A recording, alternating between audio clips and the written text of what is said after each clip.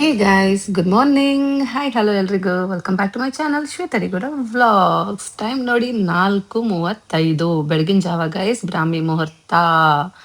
So ನಿಮ್ಗೆಲ್ಲ ಗೊತ್ತಲ್ಲ, ನಾ ಬೇಗ ಎದ್ದೊಳ್ತೀನಿ ಅಂತ. ಸೊ ಇವತ್ತು ಆಸ್ ಯೂಶುವಲ್ ಬೇಗ ಎದ್ದಿದ್ದೀನಿ. ಯಾರಿರ್ಲಿ ಯಾರಿಲ್ದ ಹೋಗ್ಲಿ, ಬೇಗ ಅಂತೂ ಎಚ್ಚರ ಆಗತ್ತೆ, ಎದ್ದು ಬಿಡ್ತೀನಿ. ಏನ್ ಮಾಡೋದು ಅಂತದೇನು ಕೆಲಸ ಇರಲ್ಲ, ಬಟ್ ಆದ್ರೂ ಸಹ ಸ್ವಲ್ಪ ಧ್ಯಾನ, ಸ್ವಲ್ಪ ಎಕ್ಸಸೈಸು ಎಲ್ಲ ಮಾಡ್ತಾ ಕೂತಿದ್ದೆ. ನೋಡಿ ಇವಾಗ ಸ್ವಲ್ಪ ಬೆಳಕಾಯ್ತು. ನಮ್ ಚಿಂಟುಗೆ ಎದ್ದೋಳೋ ಪುಟ ಎದ್ದೋಳೋ ಪುಟ ಅಂತ ಇದ್ದೀನಿ, ಅವನು ಎದ್ದೋಳಕ್ಕೆ ರೆಡಿ ಇಲ್ಲ. ಚಿಂಟು ಪುಟ, ಎದ್ದೋಮ್ಮ. 7 o'clock ಆಯ್ತು. ಎದೋ ಬಂಗಾರ. ಈಗಲೇ ಅಂತ ಇದ್ದೇನಪ್ಪ, ಎದೋ. ರಾತ್ರಿಯಿಂದ ನಿದ್ದೆ ಮಾಡಿದ್ಯಾ?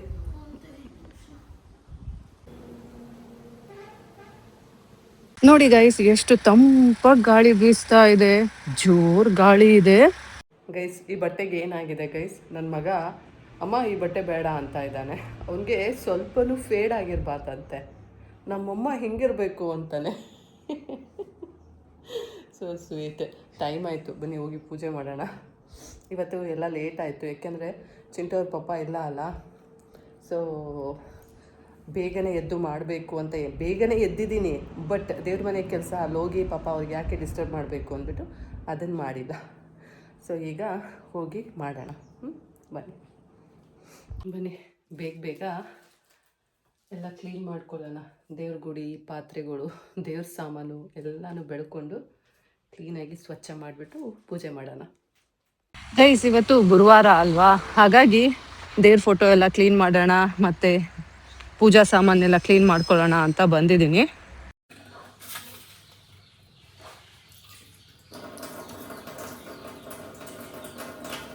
ನಾನೇನು ತುಂಬ ಮಡಿ ಮೈಲ್ಗೆ ಅಂತ ಎಲ್ಲ ಮಾಡಲ್ಲ. ನನ್ನ ಕೈಲಿ ಆದಷ್ಟು ಮಟ್ಟಿಗೆ ನಾನು ಮಾಡ್ತೀನೋ ಹೊರತು ಇದೆಲ್ಲ ಹಾಗೆ ಇರಬೇಕು, ಹೀಗೆ ಇರಬೇಕು, ಯಾರು ಮುಟ್ಟಿಸ್ಕೋಬಾರ್ದು, ಹಿಂಗೆಲ್ಲ ಏನೂ ಇಲ್ಲ. ಬಟ್ ಎಷ್ಟರ ಮಟ್ಟಿಗೆ ಆಗತ್ತಲ್ಲ ನನ್ನ ಕೈಲಿ, ಅಷ್ಟು ಪ್ರಯತ್ನ ಮೀರಿ ನಾನು ಮಡಿಯಿಂದ ಮಾಡೋಕ್ಕೆ ಟ್ರೈ ಮಾಡ್ತಾ ಇದ್ದೀನಿ. ಗೈಸ್, ನೀವು ನೋಡಿದ್ರೇ ಗೊತ್ತಾಗತ್ತೆ, ನಾನೇನು ದಿಢೀರಂತ ಯಾವುದನ್ನು ಚೇಂಜಸ್ ಮಾಡ್ಕೊಂಡಿಲ್ಲ. ಗ್ರ್ಯಾಜುಯಲಿ ಹಂತ ಹಂತವಾಗಿ ನಾನು ಚೇಂಜಸ್ ಮಾಡ್ಕೊಂಡಿದ್ದೀನಿ. ದಿಢೀರಂತ ಯಾರೋ ಹೇಳಿದ್ರಪ್ಪ ನಂಬಿ ಅಂತಲೂ ನಾನು ಯಾವತ್ತೂ ಯಾರನ್ನೂ ನಂಬಲ್ಲ. ಆ್ಯಂಡ್ ಇದೆಲ್ಲ ಏನು ಇಷ್ಟು ಬೇಗ ಸಡನ್ ಚೇಂಜಸ್ ಹೆಂಗಾಗತ್ತೆ ಅಂದರೆ, ಖಂಡಿತವಾಗ್ಲೂ ಇದು ಯಾವುದು ಸಡನ್ ಚೇಂಜಸ್ಸು ಅಲ್ಲ.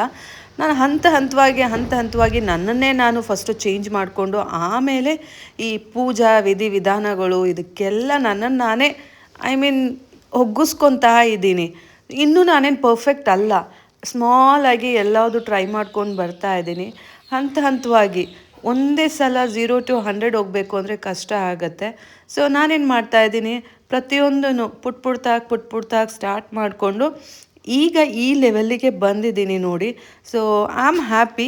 ಬಟ್ ಇದಕ್ಕೂ ಮೀರಿ ನಾನು ನಿಜಕ್ಕೂ ಇನ್ನೂ ಚೆಂದ ಬೆಳಿತೀನಿ ಆ್ಯಂಡ್ ಇನ್ನೂ ಚೆಂದಾಗಿ ದೇವ್ರ ಪೂಜೆ ಮಾಡ್ತೀನಿ ಅನ್ನೋ ನಂಬಿಕೆ ನನಗಿದೆ. ನಾನು ಖಂಡಿತವಾಗ್ಲೂ ಮಾಡೇ ಮಾಡ್ತೀನಿ, ಗತಾಯ ಬಿಡೋದಿಲ್ಲ. ಬಿಕಾಸ್ ನನಗೆ ದೇವರು ಅಂದರೆ ನಂಬಿಕೆ ಅಂತೂ ಮುಂಚೆಯಿಂದನೇ ಇದೆ, ಅದೇನು ಈಗ ಉದ್ಭವ ಆಗಿರೋದಲ್ಲ. ಬಟ್ ನಾನು ಅದು ಯಾವುದೂ ಮಾಡ್ತಾ ಇರಲಿಲ್ಲ, ನಾನು ಮನ್ಸು ಮಾಡಿರಲಿಲ್ಲ. ಬಟ್ ನೀವುಗಳೆಲ್ಲ ಹೇಳಿ ನಾನು ಹಂತವಾಗಿ ಚೇಂಜ್ ಆಗಿದ್ದೀನಿ. ಸೊ ಮತ್ತೆ ಇದನ್ನೆಲ್ಲ ಬಿಟ್ಟು ನಾನು ವಾಪಸ್ ಹಿಂದಕ್ಕಂತೂ ಬರೋದಿಲ್ಲ. ಏನಿದ್ರೂ ಮುಂದೆ ಹೋಗ್ತಾ ಇರ್ತೀನಿ. ಸೊ ನೀವು ನೋಡ್ತಾ ಇರಿ, ನಿಮಗೂ ಒಳ್ಳೆಯದಾಗಲಿ, ನನಗೂ ಒಳ್ಳೆಯದಾಗಲಿ ಅಲ್ವಾ. ಇವತ್ತಿನ ದೇವ್ರ ಪೂಜೆನಲ್ಲಿ ಏನು ಚೇಂಜಸ್ ಮಾಡ್ಕೊಂಡಿದ್ದೀನಿ ಅಂತ ನಿಮ್ಗೆ ಯಾರಿಗಾದರೂ ಕಣ್ಣಿಗೆ ಬೀಳ್ತಾ ಇದೆಯಾ? ಸೊ ಗೊತ್ತಾಯ್ತಾ? ಖಂಡಿತವಾಗ್ಲೂ ಫುಲ್ ಚೇಂಜ್ ಆಗಿದೆ. ಇವತ್ತು ಇನ್ನೊಂದು ಥರ ದೇವರಿಗೆ ಕಳೆ ಬಂದಿದೆ. ಹೆಂಗೆ ಏನು? ನಾನು ಮುಂಚೆನೂ ಇದನ್ನೆಲ್ಲ ಮಾಡ್ತಾಯಿದ್ದೆ, ಬಟ್ ನಾನು ಬರೀ ಕುಂಕುಮ ಅಷ್ಟೇ ಇಡ್ತಾ ಇದ್ದೆ, ದೀಪಗೆಲ್ಲ ಅದು ಲೈಟಾಗಿ ಇಡ್ತಾ ಇದ್ದೆ, ಈ ರೀತಿ ಎಲ್ಲ ಕ್ಲೀನಾಗಿ ದೇವ್ರ ಸಾಮಾನೆಲ್ಲ ಬೆಳೆದಾಗ. ಬಟ್ ಇವತ್ತೇನು ಮಾಡಿದ್ದೀನಿ ಹೇಳಿ, ಚಂದನ ಇದೆ ಅಲ್ಲ, ಅಂದರೆ ಏನದು ರಾಯರಿಗೆ ತಂದಿರೋದು. ಸೊ ಅದನ್ನು ಇಟ್ಬಿಟ್ಟು ಅದ್ರ ಮಧ್ಯೆ ಕುಂಕುಮ ಇಟ್ಟಿದ್ದೀನಿ. ಸೊ ನೋಡಿ, ದೀಪಗಳು ಮತ್ತು ಮಿಕ್ಕಿದ್ದ ಕಡೆ ಎಲ್ಲ ಎಷ್ಟು ಚಂದ ಕಾಣ್ತಾ ಇದೆ ಅಂತ ನೀವು ನೋಡಿದ್ರೆ ನಿಮಗೆ ಗೊತ್ತಾಗುತ್ತೆ. ನೋಡಿ, ಸಖತ್ತಾಗಿ ಕಾಣ್ತಾ ಇದೆ ಅಲ್ಲ. ಇವತ್ತು ಗುರುವಾರ ಆಗಿರೋದ್ರಿಂದ ನಾನು ಲಕ್ಷ್ಮಿಗೆ ಆ್ಯಕ್ಚುಲಿ ಏನದು ತುಪ್ಪದ ದೀಪ ಹಚ್ಚಬಾರ್ದು ಅಂತ ಅಂದ್ಕೊಂಡಿದ್ದೆ. ಬಟ್ ಇವತ್ತು ಏನದು ಸಂಕಷ್ಟಹರ ಚತುರ್ಥಿ ಸಹ ಇರೋದ್ರಿಂದ ಹೋಲ್ಸೇಲಾಗಿ ಎಲ್ಲ ದೇವ್ರುಗಳ್ಗೂ ತುಪ್ಪದ ದೀಪ ಹಚ್ಚೋಣ ಅಂತ ಡಿಸೈಡ್ ಮಾಡಿಕೊಂಡು ಎಲ್ಲ ದೇವ್ರುಗಳ್ಗೂ ತುಪ್ಪದ ದೀಪ ಹಚ್ಚಿದ್ದೀನಿ. ಬಟ್ ಇಲ್ಲ ಅಂದಿದ್ರೆ ನಾನು ಬರೀ ರಾಘವೇಂದ್ರ ಸ್ವಾಮಿ ಮತ್ತು ತಿರುಪತಿ ತಿಮ್ಮಪ್ಪಂಗೆ ಮಾತ್ರ ಇವತ್ತು ತುಪ್ಪದ ದೀಪ ಹಚ್ಚಿ ಲಕ್ಷ್ಮಿಗೆ ಕೊಬ್ಬರಿ ಎಣ್ಣೆ ದೀಪ ಹಚ್ಚಬೇಕು ಅಂತ ಅಂದ್ಕೊಂಡಿದ್ದವಳು. ಬಟ್ ಇವತ್ತು ಸಂಕಷ್ಟಹಾರ ಚತುರ್ಥಿ ಅಲ್ಲ, ಹಾಗಾಗಿ ಎಲ್ಲ ದೇವರು ಮಜಾ ಮಾಡಿ ಅಂದ್ಬಿಟ್ಟು ತುಪ್ಪದ ದೀಪ ಹಚ್ಚಿದ್ದೀನಿ. ಲಾಸ್ಟ್ ಮಂತ್ ಆ್ಯಕ್ಚುಲಿ ಸಂಕಷ್ಟಹಾರ ಚತುರ್ಥಿ ಮಂಗಳವಾರ ಬಂದಿತ್ತು ಅಲ್ಲ, ಹಾಗಾಗಿ ಟೆಂಪಲ್ಗೆಲ್ಲ ಹೋಗ್ಬಿಟ್ಟು ಬಂದಿದ್ದೆ. ಅದರ್ವೈಸ್ ನೀವು ನೋಡಿರ್ಬೋದು ನಾನು ಟೆಂಪಲ್ಗಳಿಗೆ ಹೋಗೋದು ಅಪರೂಪದಲ್ಲಿ ಅಪರೂಪ ಅಂತ. ಬಟ್ ನನಗೇನು ಅನಿಸುತ್ತೆ ಅಂದರೆ ಮನೇಲಿರೋ ದೇವ್ರನ್ನ ಚೆನ್ನಾಗಿ ನೋಡ್ಕೋಬೇಕು, ಆಮೇಲೆ ಹೊರಗಡೆ ಇರೋ ದೇವ್ರುಗಳು. ನಿಮ್ಗೇನು ಅನಿಸುತ್ತೆ ಕಮೆಂಟ್ ಮಾಡಿ. ಬಟ್ ಕೆಲವ್ರು ಇರ್ತಾರೆ ಡೆಡ್ ಆಪೋಸಿಟಾಗಿ, ಹೌದಲ್ಲ? ಬಟ್ ನಾನಂತೂ ಹಾಗಲ್ಲ. ಫಸ್ಟ್ ಮನೆ, ಆಮೇಲೆ ಔಟ್ಸೈಡು. ಫಸ್ಟ್ ನನ್ನ ಸರ್ಕಲಲ್ಲಿರೋರು ಚೆನ್ನಾಗಿರಬೇಕು, ಆಮೇಲೆ ಅದ್ರ ನೆಕ್ಸ್ಟ್ ಸರ್ಕಲಲ್ಲಿರೋರು ಚೆನ್ನಾಗಿರಲಿ ಅಂತ ಬಯಸ್ತೀನಿ, ಆಮೇಲೆ ಇಡೀ ಪ್ರಪಂಚನೇ ಚೆನ್ನಾಗಿರಲಿ ಅಂತಲೂ ಬಯಸ್ತೀನಿ. ಸೊ ಹೀಗೆ ನಾನು. ನೀವು ಹೇಗೆ? ನೀನು ಹೋಗಿದ್ದೆ ತಾನೇ? ಮರ್ತೋಯ್ತಾ? ಅಮ್ಮ ತರಬೇಕು ಅನ್ನೋ ಇಂಟೆನ್ಷನ? ಗೈಸ್ ಬನ್ನಿ, ಟೈಮ್ ಆಯ್ತು. ನೀನು ಹಾಕೋ ಶೂಸು. ಚಿಂಟುನ ಸ್ಕೂಲಿಗೆ ಬಿಟ್ಬಿಟ್ಟು ಬರೋಣ. ಗೈಸ್ ಚಿಂಟುನ ಸ್ಕೂಲಿಗೆ ಬಿಟ್ಬಿಟ್ಟು ಬಂದೆ. ಇವಾಗ ಬನ್ನಿ ಹೋಗಿ ಬಟ್ಟೆ ಒಗ್ಯೋಣ.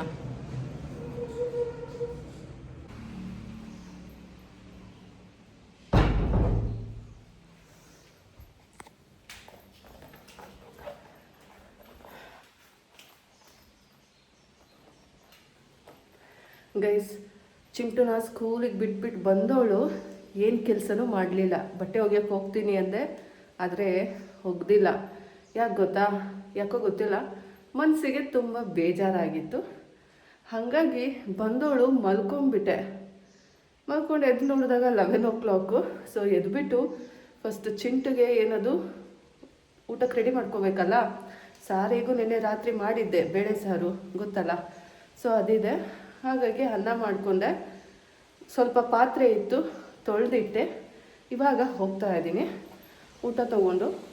ಯಾಕೆ ಇನ್ನೂ ಟೈಮ್ ಆಗಿಲ್ಲ, ಇನ್ನು 11:15. ಬಟ್ ಇವತ್ತು ಚಿಂಟು ಸ್ಕೂಲಲ್ಲಿ ಓಪನ್ ಹೌಸ್ ಇದೆ. ಓಪನ್ ಹೌಸ್ ಅಂದರೆ ಏನದು, ಟೆಸ್ಟ್ ಆಗಿದೆಯಲ್ಲ, ಪ್ರೀವಿಯಸ್ ಟೆಸ್ಟು, ಅದರದ್ದು ಮಾರ್ಕ್ಸು, ಅದೇ ಏನಂತಾರೆ ಅದಕ್ಕೆ, ಮಾರ್ಕ್ಸ್ ಕಾರ್ಡ್, ಅದನ್ನು ಶೋ ಮಾಡ್ತಾರೆ. ಎಷ್ಟಿಷ್ಟು ಮಾರ್ಕ್ಸ್ ಬಂದಿದೆ ಅಂತ ಹೇಳ್ತಾರೆ. ಸೊ ಓಪನ್ ಹೌಸ್ ಇದೆ. ಮತ್ತೇನಾದರೂ ಕಂಪ್ಲೇಂಟ್ಸು ಅದು ಇದು ಇದ್ದರೆ ಅದನ್ನು ಸಹ ನಮ್ಮ ಜೊತೆ ಹೇಳ್ತಾರೆ. ಅದು ಟೈಮಿಂಗ್ಸ್ ಅವ್ರು ಏನು ಹೇಳಿಲ್ಲಂತೆ. ಬಟ್ ಅಮ್ಮ ನೀನು 12 ಗಂಟೆ ಒಳಗೆ ಬಾರಮ್ಮ ಅಂತ ಹೇಳಿದ್ದಾನೆ. ಸೊ ಈಗ 11:15. ಬನ್ನಿ ಹೋಗೋಣ. ಆಮೇಲೆ ಬಂದ ಮೇಲೆ ನಾವು ಏನದು ಬಟ್ಟೆ ಒಕ್ಕೊಳ್ಳೋಣ. ಇದೇನು ಕೆಲಸ ಇಲ್ಲ, ಬಂದಮೇಲೆ ಅದೊಂದೇ ಕೆಲಸ. ಸೊ ಆವಾಗ ಬಟ್ಟೆ ವಾಶ್ ಮಾಡೋಣ. ಇವಾಗ ನಾವು ಹೋಗಿ ಸ್ಕೂಲ್ ಹತ್ರ ಹೋಗೋಣ. ಬನ್ನಿ.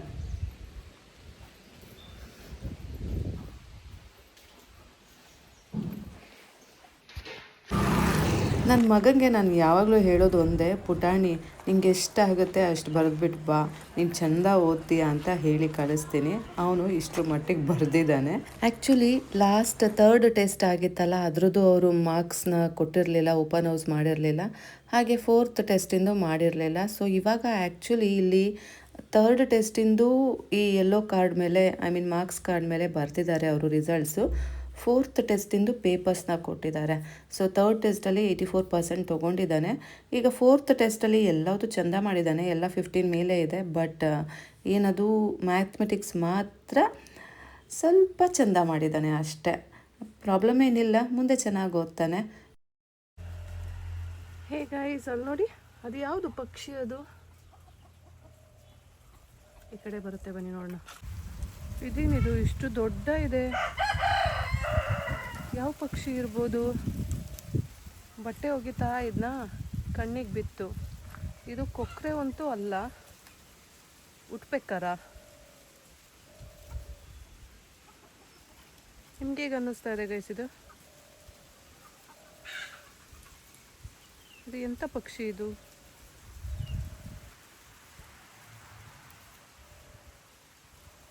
ಓಡಾಡ್ತಾ ಇದೆ ಒಂದು ಚಾಕೊಂಡು.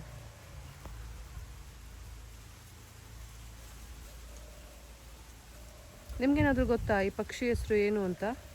ನನಗಂತೂ ಗೊತ್ತಿಲ್ಲ ಗೈಸ್. ಇಲ್ಲಿ ಯಾವುದೋ ಪಕ್ಷಿ ಹೇಳ್ತಾ ಇರ್ತಾರೆ ಕೋಳಿಗಳನ್ನೆಲ್ಲ ಹೊತ್ಕೊಂಡು ಹೋಗುತ್ತೆ ಅಂತ.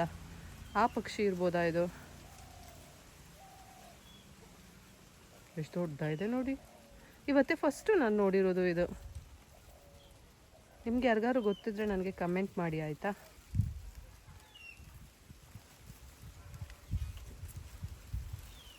ಚಿಂಟುಗೆ ಊಟ ಮಾಡಿಸಿ ಸ್ಕೂಲಿಗೆ ಬಿಟ್ಬಿಟ್ಟು ಬಂದೆ.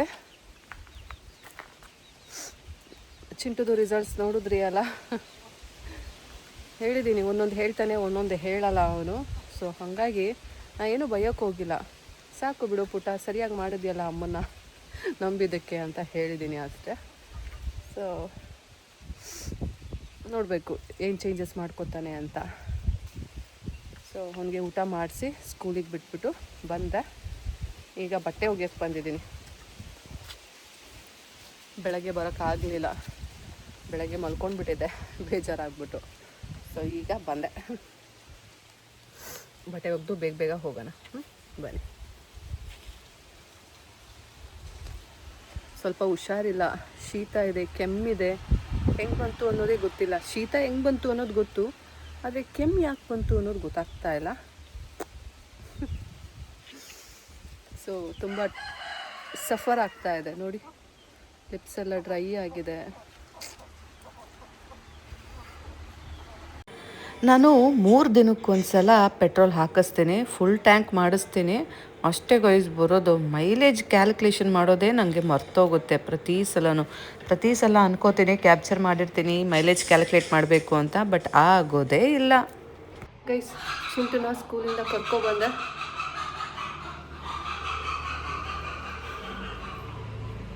ನೋಡಿ 5 ಗಂಟೆ ಆಯಿತು. ಪೆಟ್ರೋಲ್ ಹಾಕ್ಸೋದಿತ್ತಲ್ಲ, ಸೊ ಪೆಟ್ರೋಲ್ ಹಾಕಿಸ್ಕೊಂಡು ಬರೋ ಅಷ್ಟೊತ್ತಿಗೆ ಇಷ್ಟೊತ್ತಾಯಿತು. ಅಮ್ಮ, ಎಷ್ಟು ತೂಕ ಇದೆ ಗೈಸ್ ಇದು ಬ್ಯಾಗು. ಅಪ್ಪ ದೇವ, ಪಾಪ ಮಕ್ಕಳು ಹೆಂಗಾದರೂ ಹೊರ್ತವೋ ಏನು ಕತೆನೋ. ಬನ್ನಿ, ಇವಾಗ ಅವ್ನಿಗೆ ಹೋಗಿ ಸ್ನ್ಯಾಕ್ಸ್ ಮಾಡಿಕೊಡ್ಬೇಕು. ಏನು ಕೊಡೋದು ಅಂತಾನೆ ಬಿಗ್ ಕ್ವೆಶ್ಚನ್ ಮಾರ್ಕ್. ಗೈಸ್ ಬನ್ನಿ, ಇವಾಗ ದೇವರಿಗೆ ಪೂಜೆ ಮಾಡಿಬಿಟ್ಟು ಚಿಂಟುಗೆ ಸ್ನ್ಯಾಕ್ಸ್ ಮಾಡಿ ಕೊಡೋಣ. ಟೈಮ್ ಬಂದು 5:15 ಆಯಿತು. ಸೊ ಪೂಜೆ ಮಾಡಿಬಿಡೋಣ. ಪೂಜೆ ಮಾಡಿಬಿಟ್ಟು ಚಿಂಟುಗೆ ಸ್ನ್ಯಾಕ್ಸ್ ತೊಗೊಂಡು ಬರೋಣ. ಗೈಸ್, ನೆನ್ನೆ ಚಿಂಟು ಪಪ್ಪಾಗೆ ಅಂತ ಬಿಡಿಸಿದ್ದೆ ಇದು. ಫಸ್ಟ್ ಇದನ್ನು ತಿನ್ಬಿಡೋಣ ಅಲ್ಲ. ಚಿಂಟು ನಿಂಗೂ ಸ್ವಲ್ಪ ತಗೋ. ಚಿಂಟು ತಿನ್ನೋದೇ ಬೇರೆ ಥರ. ಆರೆಂಜ್ನ ತಿಂತಾನೆ, ಆದರೆ ಹಿಂಗಲ್ಲ, ಅವನು ಕಟ್ ಮಾಡಿಕೊಂಡು ನಾವು ಚಿಕ್ಕ ಮಕ್ಕಳಲ್ಲಿ ತಿಂತಾಯಿದ್ವು ಆ ರೀತಿ ತಿಂತಾನೆ ಅವನು. ಸೊ ಇದು ಹೆಂಗೋ ವೇಸ್ಟ್ ಮಾಡೋದು ಬೇಡ, ತಿನ್ಬಿಡೋಣ ಬನ್ನಿ. ಆಮೇಲೆ ಹೋಗ್ಬಿಟ್ಟು ಎಲ್ಲ ಮಾಡ್ಕೊಬರೋಣ.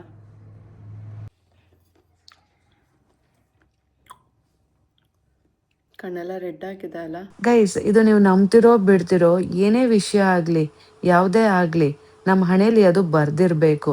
ಆ್ಯಕ್ಚುಲಿ ಈ ಹಣ್ಣು ನಾನು ತಿನ್ನಕ್ಕೆ ಅಂತ ಬಿಡಿಸ್ಕೊಂಡಿದ್ದಲ್ಲ, ಚಿಂಟು ಪಪ್ಪಾಗೆ ಅಂತಲೇ ಬಿಡಿಸಿಟ್ಟಿದ್ದು. ಬಟ್ ಅವನು ತಿನ್ನೋಕ್ಕಾಗಲಿಲ್ಲ, ಅವನ ಹಣೆಯಲ್ಲಿ ಇದು ಬರ್ದಿರಲಿಲ್ಲ ಅಷ್ಟೇ, ಮತ್ತಿನ್ನೇನು ಹೇಳೋಕ್ಕಾಗಲ್ಲ. ಸೊ ಹಾಗೇನೆ ಪ್ರತಿಯೊಂದು ಅಕ್ಕಿ ಕಾಳು ಮೇಲೂ ಅವ್ರವ್ರ ಹೆಸರು ಬರ್ದಿರುತ್ತಂತೆ.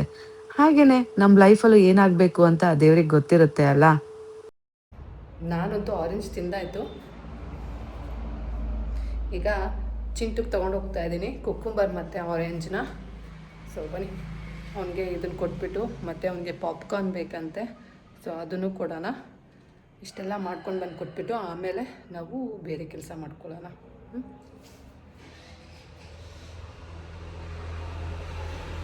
ಗೈಸ್, ಚಿಂಟುಗೆ ಸ್ನ್ಯಾಕ್ಸ್ ರೆಡಿ ಆಗ್ತಾ ಇದೆ. ಇದೆಲ್ಲ ನಾನೇ ಮಾಡಿರೋದು. ಅವನು ಬಂದು ಅವನಿಗೆ ಖಾರ ಎಷ್ಟು ಬೇಕಲ್ಲ ಅಷ್ಟು ಹಾಕೋತಾ ಇದ್ದಾನೆ. ಸಾಕಮ್ಮ.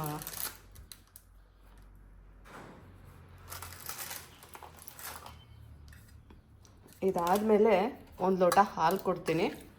ಸೊ ಇದು ಇವತ್ತಿನ ಚಿಂಟುದು ಸ್ನ್ಯಾಕ್ಸ್.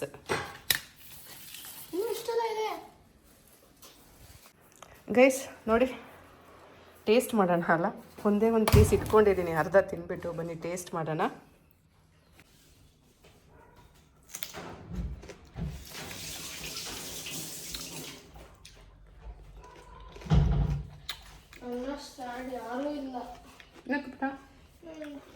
ಚಿಂಟು ಮೊನ್ನೆ ಅವ್ರಿಗೆ ಜ್ಯೂಸ್ ತಗೊಟ್ಟಿದ್ದೆ ಟ್ರಾಪಿಕಾನ ರಿಯಲ್ ಅದೇ ನಾನು ಊರಿಗೆ ಹೋಗ್ತೀನಿ ಅಂದ್ಕೊಂಡು ಅವನಿಗೆ 2 ಜ್ಯೂಸ್ ಒಂದು ಚಿಕ್ಕದು 20 ರುಪೀಸ್ದು ತಗೊಟ್ಟಿದ್ದೆ.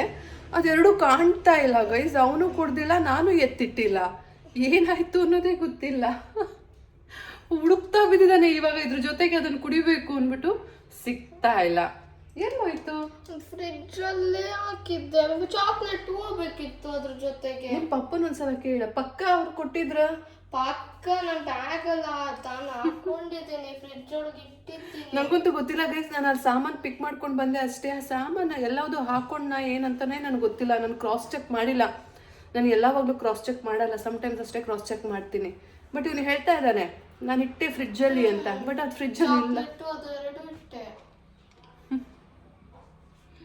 ಎಂತ ಮಾಡಲಿ ನೋಡಿ ಗೈಸ್. ಚಿಂಟಿಗೆ ಇವತ್ತು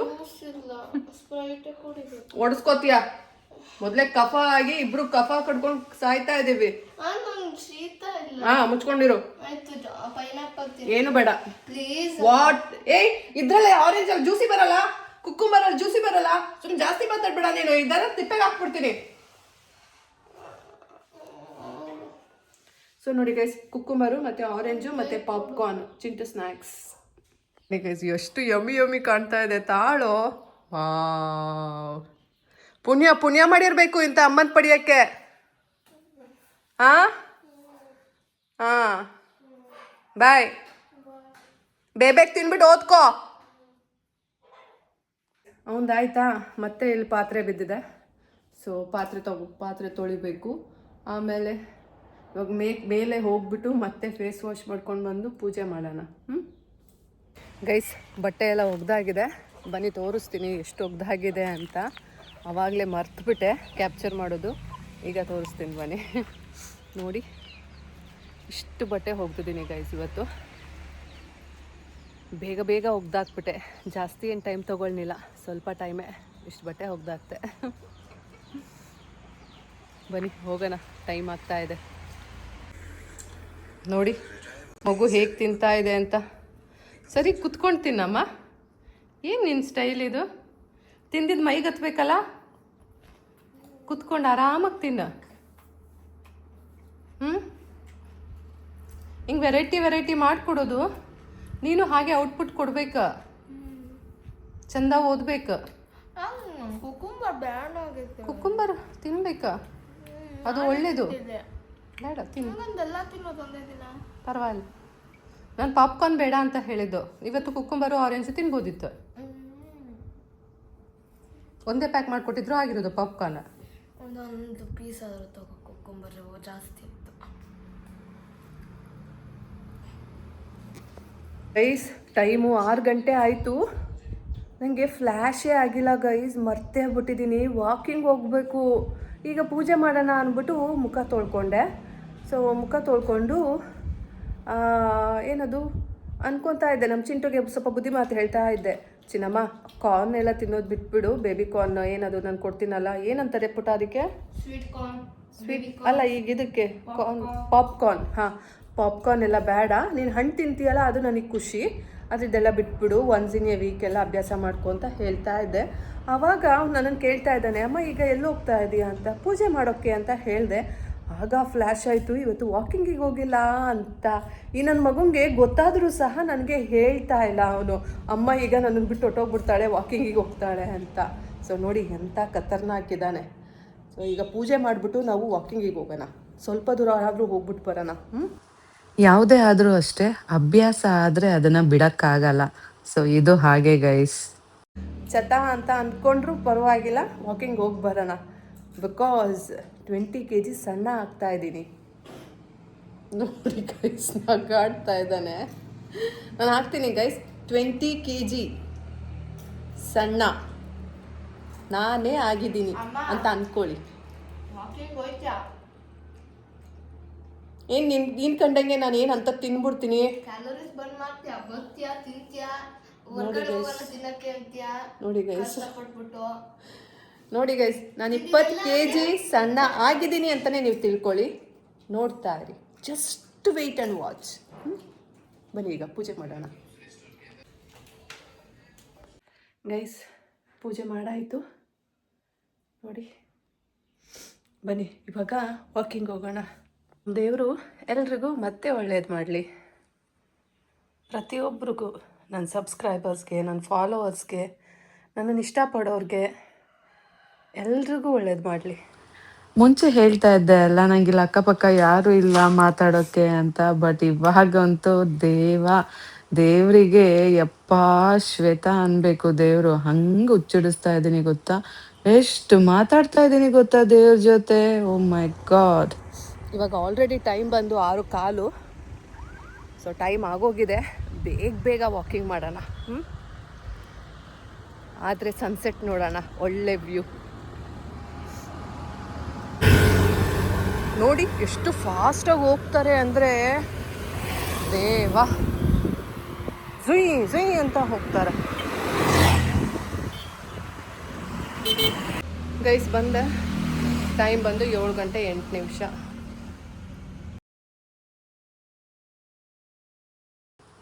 ಗೈಸ್, ನೀವು ಯಾವುದೇ ಕೆಲಸ ಮಾಡಬೇಕು ಅಂದರೂ ಫಸ್ಟು ನಿಮ್ಮ ಮನಸ್ಸು ಗಟ್ಟಿಯಾಗಿರಬೇಕು, ಗಟ್ಟಿಯಾಗಿ ನಿರ್ಧಾರ ಮಾಡಿರಬೇಕು, ಆ್ಯಂಡ್ ಅದು ನಿಮಗೆ ಒಳ್ಳೆಯದು ಅಂತ ಅನಿಸಿರ್ಬೇಕು. ಆವಾಗ ನೋಡಿ, ನೀವು ಏನೇ ಮಾಡಿದ್ರು, ಯಾರು ಏನೇ ಅಂದರೂ ಸಹ ನೀವು ನಿಮ್ಮ ದಾರಿಲೇ ಹೋಗ್ತಾ ಇರ್ತೀರ, ಎಲ್ಲೂ ಡಿವಿಯೇಷನ್ ತಗೊಳ್ಳಲ್ಲ. ಏನಂತೀರಾ? ನಿಜ ಅಲ್ಲ? ಸೊ ಗೈಸ್, ಇವತ್ತಿನ ವ್ಲಾಗ್ ಇಷ್ಟೇ. ನಾನು ನಿಮಗೆ ಮತ್ತೆ ಸಿಗ್ತೀನಿ ಮುಂದಿನ ವ್ಲಾಗಲ್ಲಿ. ಅಲ್ಲಿ ತನಕ take care, bye bye, love you all guys. ಶುಭರಾತ್ರಿ.